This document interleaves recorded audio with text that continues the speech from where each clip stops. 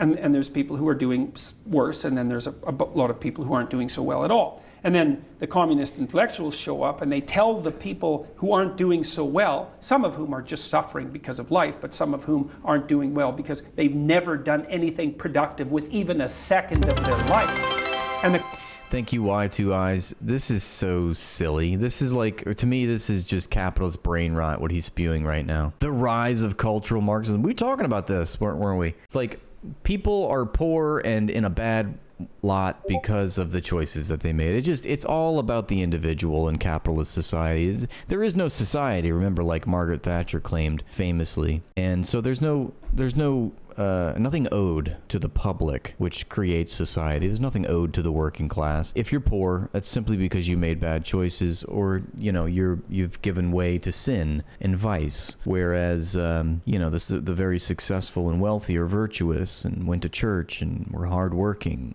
I mean, this is why Jordan Peterson ultimately became so well known and famous in the world, is because he was acquiescent to power and was able to articulate the language of the king and spoke very flatteringly to the king. And this is what you get. The communist intellectuals come in and say, you know those guys that are doing so much better than you? Yeah, they actually stole all of that from you. And you're morally obligated to go take it back. It's like, oh man, after 6 cups of mead, let's say, or let's say 10, or let's say 20. Oh yeah, because they have to be drunk, right? 6 cups of mead. And I'm drunk out of my mind, and I've got my cruel buddies with me, and we're all resentful, miserable lives. And now we have an opportunity to go like down the street to our wealthy neighbor's house and to rape his daughters, and we can do it in the name of good. It's like, well, what? Like, you're bastardizing Marxism. You're bastardizing the class analysis of our class-based society, which you can't explain away. That is a material reality that we all must face. There are 2 camps. What? You're making it seem like we're on a revenge tour? I mean, once again, every capitalist accusation is a confession. That's precisely what we capitalists, I mean, not me in particular, I'm speaking to my national identity as an American, which pays for the U.S. government to do what it does. What is the U.S. government? A capitalist, controlled, a corporate captured government. What do? This is exactly what they do worldwide. What Jordan Peterson is imaginary pearl clutching about some scenario that isn't real, that's actually happening because of capitalism, not communism. Well, there's a story you can market. And that happened everywhere in the Soviet Union. And dude, how about we talk about Latin America Operation Condor, which literally did the things that you're decrying the Soviet Union did. So they wiped out the kulaks. It's like, great. And then oh my God, this guy, I mean, what did he do? He read Alexander Solzhenitsyn's Gulag Archipelago and said, that's it, I'm good. Thank you, CIA, for sharing this book with me. I'm all set. Now I know who the enemies are. Whew. 6 million Ukrainians starved to death. Yeah, that's right. The Holodomor. Everyone wants to bring up that the fact that the Soviet Union in early 1930s, there was a famine. But keenly and very noticeably, they're completely silent about the many forced famines under capitalist countries that have proliferated because of the privatization of resources, which is inherent and fundamental to the design of capitalism. Why isn't he talking about the Dust Bowl? Why isn't he talking about the Great Depression? The Great Depression was a causal event for the Holodomor eventually. That was a worldwide event, the Great Depression. Remember, the United States is the seat of the global finance system. And it was much the same even in the 30s. And, certainly for a backwards peasant society that was attempting to industrialize itself after decades of being ravaged by imperial rulers and czars like Tsar Nicholas. They always want to talk about the post-revolutionary governments and whatever conditions existed then, but never the pre-revolutionary conditions, never the pre-revolutionary governments that gave rise to the revolution. They don't want to study life, what life was like for backwards peasants in feudal Russia. No. And they don't want to talk about the Bengal famine, for example, instigated by Winston Churchill. How many people died in the Bengal famine? These were all engineered by capitalists and by capitalism. Soviet Union ended the famines in Ukraine. There was a historical precedent for famines happening in Ukraine specifically because of decades of czarist policies, and the last one that ever happened in Russia and in the Soviet states, the satellite Soviet states, was because of the Communist Party. They actually ended famines. That was the last one. Brilliant. Yep. I'm a farmer. Brilliant. The Ukraine was the breadbasket of Europe. That's what it was. Then it became a region pathetically unable to feed itself. And yet, the same sort of worldview that gave rise to that, we're now being told, you use the word neo-Marxist. Many people in Australia use the word cultural Marxist. I've got an old friend who said to me, what are you talking about, John? Free capitalist Australia is not going to let that happen here. Well, Qantas Airlines took a nice step. The thing is like, I don't particularly think that the Soviet Union was angelic or something. I don't think it was perfect. I'm looking at the Soviet Union as the first socialist state in the world, in world history. It was the only country, the only government in the world at that time that arranged itself differently than imperial capitalists and the capitalist metropoles of Western Europe, for example. It's a fledgling society, This was peasants that, and working class, the proletariat working class, the actual workers that were educated and could work the machines in the manufacturing and all that. And they were able to appropriate their land and resources and their labor. And they organized differently, and they were averse to being imperialized and colonialized. They were averse to capital accumulation by the West, which is what they were victims of all throughout Tsarism. And, did they do everything correctly? I mean, of course not. States make mistakes. I'm affording some sympathy. Yes, I'm sympathetic to the plight of the Soviet Union at that time, because they were completely encircled. This is a third world imperial outpost, completely encircled, much like China was in the 40s and still is to this day, but less so because they've actually been able to overcome a lot of adversity. But that's the point, is that there was no even playing field. It's not like the Soviets were, they existed in a vacuum. Their particular way of life and the way that they organized their society made them an enemy. And it didn't make them an enemy because they were trying to attack other countries or steal other people's resources. It just made them an enemy because they weren't open to people stealing their resources. They weren't open to Western Europe and the United States coming in and privatizing their economy. So that made them eligible for sabotage, both internal and external, both physical and otherwise. More deceptive forms of sabotage, obviously, like coups. But we've bombed the Soviet Union. We've tried to coup the Soviet Union. We've introduced harsh sanctions to the Soviet Union. You can't find an analog that places the Soviet Union in the same position in posturing towards the United States and the Western world quite the same way that you see the perennial aggressor that is the United States doing the same to the Soviet Union. So, furthermore, I love this game of trying to judge political economies based on a death count. Let's count the dead. You want to play that game, capitalists, or proponents of capitalism? Let's play that game. If we want, let's not just call out the crimes of a socialist state, the crimes of state socialism. Let's weigh it on the balance, Let's look at the capitalist societies. Let's look at the political economy of capitalism and count the dead. And once again, you lose, because far more have died under capitalism. And that's just speaking strictly based on the material amount of years and the material amount of physical space that capitalism occupies in the world as a political economy compared to socialism, which occupies very little space, and has existed for very little time. It's only been around, we could say that confidently that the first socialist state began in 1917 or 1922, if you want to say the formalization of the Soviet Union is when we could say that was established. But in either case, there's the history is rife with capitalist atrocities and crimes against humanity. And if we're going to count the dead, we've got Oxfam, institutions that are devoted to studying global disparity and poverty rates and,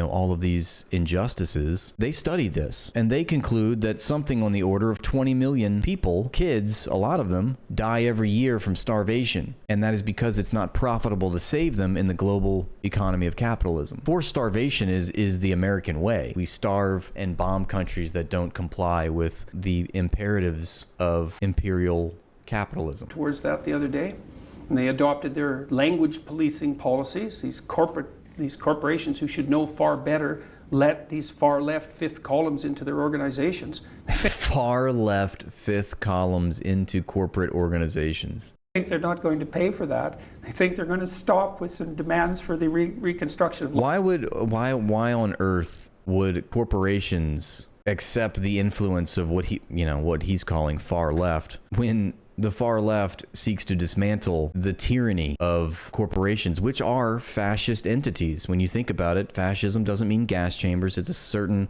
way of organizing the economy. There's a hierarchy to capitalism, and it's literally a few people at the top making decisions that affect entire communities, and they are unaccountable to the public. It's one of the worst forms of tyranny that you can think of. Private, unaccountable power. So what are you talking about? Far left fifth column. He's definitely drinking that Kool-Aid of neoliberalism, the extreme paranoia, that capitalists have about the scourge of communism and being overrun, their institutions being overrun by cultural Marxists, which is just a fancy buzzword that doesn't mean because there's no such thing as cultural Marxism. It's just silly to proclaim that the corporations they're going to pay a price for accepting the far left fifth column of cultural Marxists into their sphere of influence, if you will. It's so silly, dude. Language, deeply not unserious. like the demands for reconstruction of language, by the way, are trivial. They're maybe the most important thing you could possibly demand. And right now, we have Donald Trump and his administration making it illegal. We just passed laws making it illegal to criticize a foreign country, and Peterson right here is decrying the Soviet Union policing language, apparently. And right, I want to reshape the way you speak. I want to reshape the way you think. It's like, well, that's okay, as long as it doesn't interfere with the bottom line. It's like, it'll interfere with the bottom line. You let that fifth column in. It's a... He sounds like a Yahtzee there, Like, you must stamp out any dissent. Language is bad. You can't let them in because then they're going to affect your bottom line. What's the bottom line, Jordan Peterson? The private wealth accumulation of the 1%? You don't want that can't be touched. The solvency of private banks? That can't be touched. That can't be tampered with. No, it must be harsh, vicious class war against the public of all times. Anything else would be uncivilized. A warning to corporate people. You let that fifth column in, man, you're going to regret it. You're going to regret it. So, and things can turn on a dime, a very well-organized minority, even if the majority opposes them, and they do. A very well-organized minority can have an unbelievably pernicious effect on an organization. Margaret. Oh my God, he just said a very organized minority can have a lot of control, basically, over the majority. Well, that's absolutely true. But what's funny is that, remember, like we were going back to saying every capitalist accusation is a confession. We already have the dictatorship of a minority. It has nothing to do with the Soviet Union, has nothing to do with socialism or communism. We live in a capitalist dictatorship of the 1%. That is the minority right there. We already have those contours. We already have that framework. We already have that class antagonism playing out in no uncertain terms. The 1% versus the 99. Like, Jesus Christ. Margaret Mead's made that point. Well, Societies what happened change in direction when a small group of people decide to change its direction. That's the way history works. Well, that's what happened in the universities. Let's come back. That's what happened to the universities. Dude, what? He's simping for the 1% while decrying that there's a minority, some cultural Marxist minority that secretly controls all of the institutions that he's simping for, which are actually controlled by the capitalist 1%. The utter brain rot, dude. It's like, I have to admit, I liked Jordan Peterson in like 2017, 2018, when he was like he was still a classroom teacher or a college professor. And he was like talking about, Carl Jung and psychology. Cause isn't he like a therapist or a psychologist? Like, that's his field of study. Like, dude, what are you talking about going into politics like this? Like, stay in your lane. He got the Joe Rogan effect. It's the Dunning-Kruger, right? This issue of the redefining of language.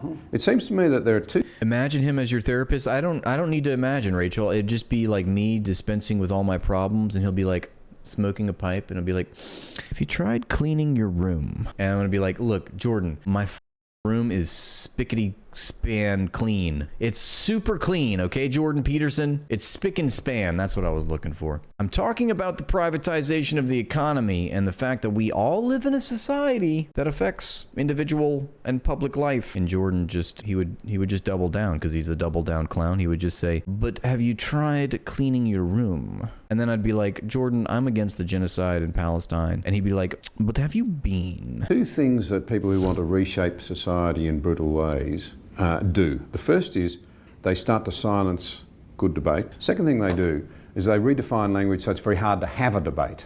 So that's right. What do you mean by being? What do you mean by is? Diversity, actually, I mean, there's no other way to put it. In this country, it's rapidly coming to mean a stifling conformity. You dare not deviate from the line. And you see it with a whole lot of other words that are bandied around. This is two wind tunnels just airing it out back and forth. Equality being one of them. Yep. Because it's confused. Equality of opportunity is confused with equality of outcome. Well, it's so boring listening to two people that just completely 1000% agree with each other and they're both wrong. The initial wedge was equality of opportunity, and then that flew, and so, well, no, it's equality of outcome. That's equity. And that's, I cannot believe how rapidly that idea, which is the ultimate and terrible ideas, I can't believe how rapidly that spread and how little. So equity is a terrible idea, says Jordan Peterson. It's a terrible idea to have people that are created equal and have equal opportunities in life. People criticize it. Well, that's because it. To uninformed analysis,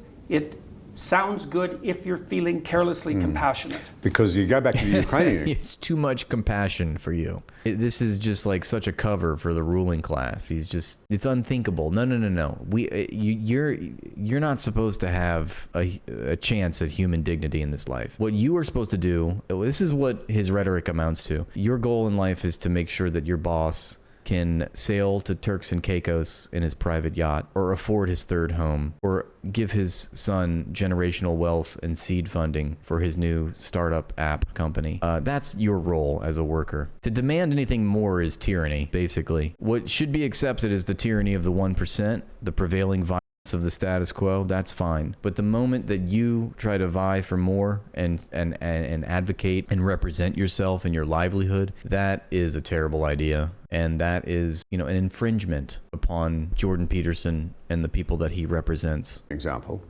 in destroying the leading edge farmers, actually guaranteed misery for everyone.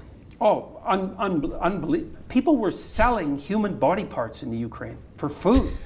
It was, if you were a mother and your children were starving. Yeah, he's speaking about this at the same time, and this is a year ago. He's speaking about this at the same time that Israel is maiming infants by the hundreds of thousands and also selling the organs of the dead that Israel has slaughtered in Gaza. But he's talking about, like, I just can't, it's just the false equivalency, the double standard, the hypocrisy. It's like all of the evil happening right now, according to Jordan Peterson, is fine. All that that's happening right now is A-okay. 1930s Ukraine, that was the worst thing imaginable. It's just the double standard. It's like you're the selective moral outrage, is what I can't get on with, because we already live in an extremely militaristic economy and an extremely violent world. And he's talking about a state that doesn't even exist anymore. I mean, capitalism won, right? So these people are still butthurt about a famine that happened in the 30s, which was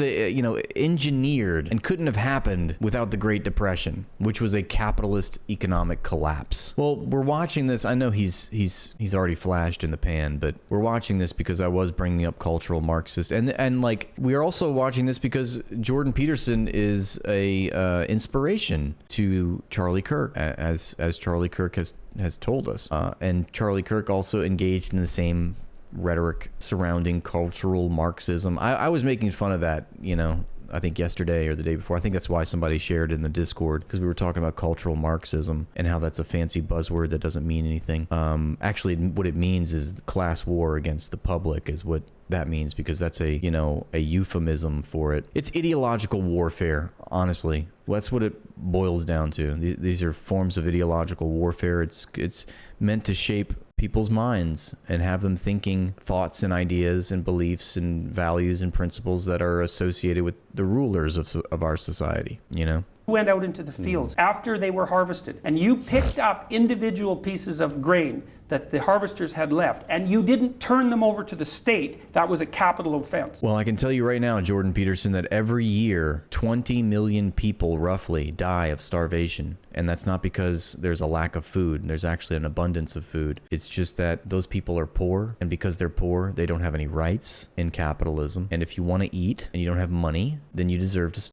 And that is evil, fundamentally evil, and that's happening right now, and you will never acknowledge that. You will only pearl clutch about a famine in the 30s in Ukraine. I mean, talk about deeply unserious. The people that are live today and will die because they're starving will not receive any word or any attention from Jordan Peterson. He will only talk about victims of the Holodomor in 1934. Right, that was...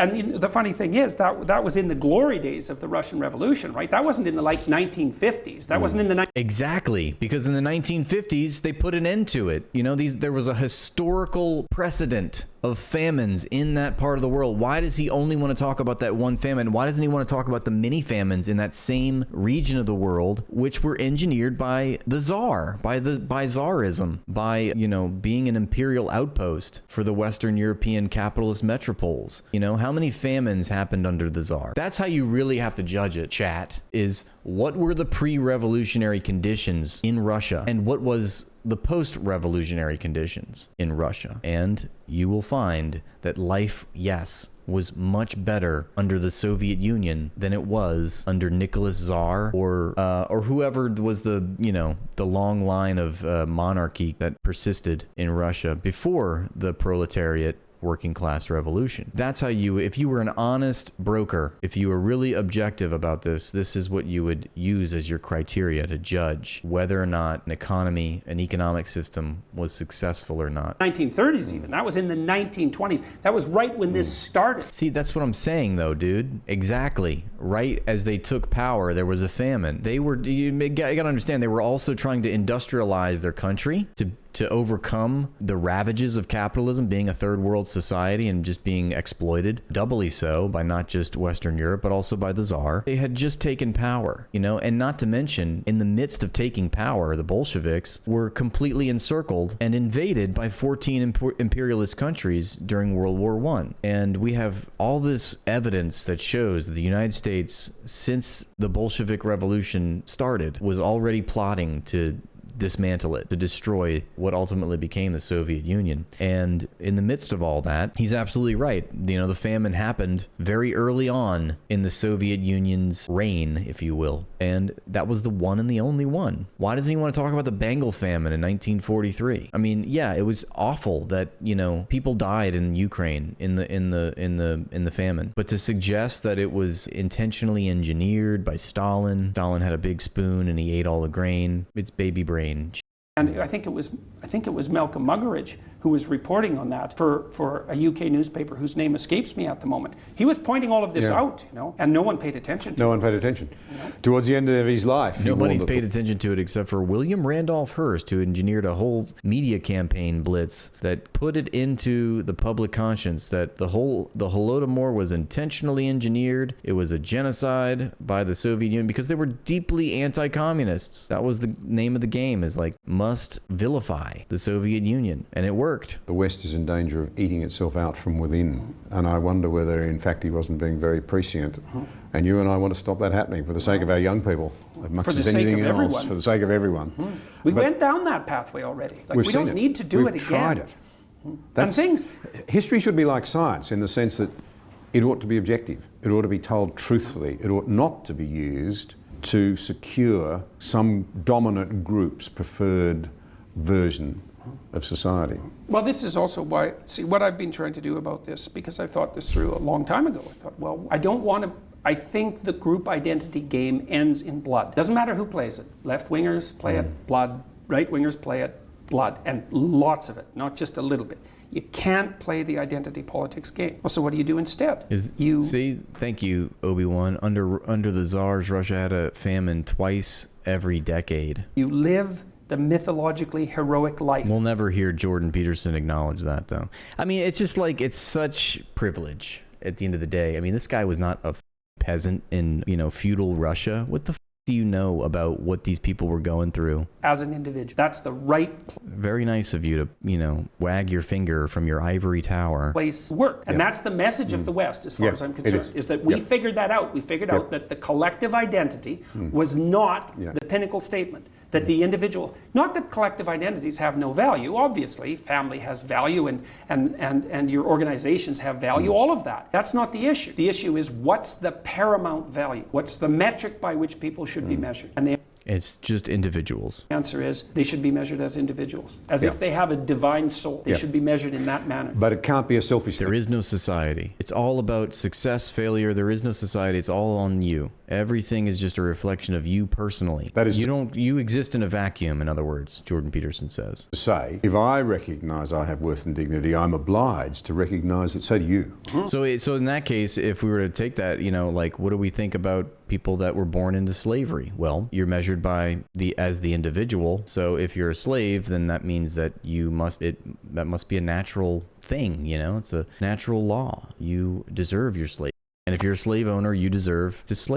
I think you can't recognize that you have intrinsic worth and dignity without also recognizing it in others, and vice versa. I don't think that I can recognize the worth of another person without stumbling onto the idea that I also have to recognize that for myself. When did you think, well, everyone would want that, but people don't, because you're also charged with the responsibility of your own care, as if you matter. Well, that's a big responsibility.